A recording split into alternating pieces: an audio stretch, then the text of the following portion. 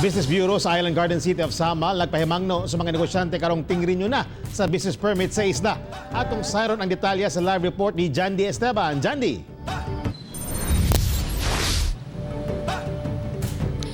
Yes, Tech Business Bureau sa Island Garden City of Samal nagpahimangno sa mga negosyante kensang mga establishmento nakatukod sa public road nga ibalhin ang pwesto ni ini aron dili maipit ang business permit.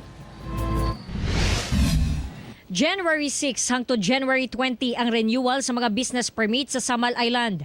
Daghang mga negosyo sa Samal, sama sa mga sari-sari store ang naigo sa road clearing operation. Sama ni ini mga tindahan nga naglinya daplin sa kalsada sa Barangay Villarica sa Babac District. Kung dili kuno mabalhin ang ilang mga establishmento, dili i-renew ang ilang business permit. Ngayon sa Tagiya, kung sa tayo maguba sa city engineering, sila po daw ibalik. So, kay may ano mo to ka ng private land man siya. Dili na sila i-renew kung nagid sila sa easement. Sa kung lang ipahibalutanan sa tanang mga naa sa under sa road clearing area maigo gyud. Babag dili gyud sila mag-renew kay kung i-renew na to na po sila business permit.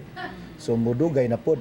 Busa kini sila ni Concepcion, gisibog na ang iyang tindahan. Dati ma'am diri mi dapit tapos abot man mi sa road widening so diri ni ikuan namin ni atras ta mi gikaloy pod mi sa musilingan nakahatagan mi diri og pwesto karon kay kung dili daw mo kuan 2 months sa balaod pagka January dili na gid siya tagaanog business permit. Sobra 3,000 ka negosyo ang laumang magpa-renew og business permit sa isla sugod karong Lunes.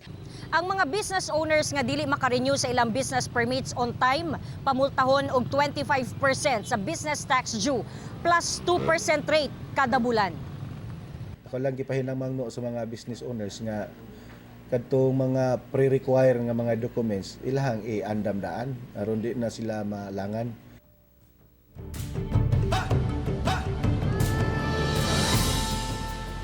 Tech gilauman sa Business Bureau nga maka-generate sila og 25 to 30 million pesos nga revenue for this year's renewal sa business permit. Tech.